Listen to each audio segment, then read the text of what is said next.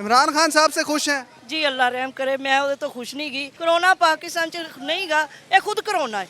ਇਹ ਕੁਰਸੀ ਤੇ ਬੈਠਾ ਕਰੋਨਾ ਹੈ, ਹਰ ਬੰਦੇ ਨੂੰ ਲੜ ਰਿਹਾ। ਡੈਂਗੀ ਵੀ ਗਿਆ ਆਪ ਹੀ ਹੈ, ਕਾਲਾ ਡੈਂਗੋ ਵੀ ਗਿਆ ਆਪ ਹੀ ਹੈ।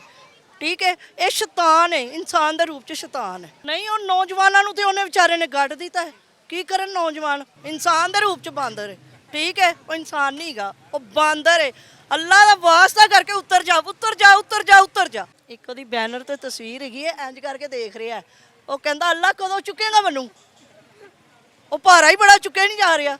वो तो बड़ा माड़ा जिहा है। ਮਾੜਾ ਜਿਹਾ ਉਹਦਾ ਡੈਂਡ ਨਿਕਲ ਗਿਆ ਨਾ ਜਦੋਂ ਦਾ ਕੁਰਸੀ ਤੇ ਬੈਠਾ ਹੈ।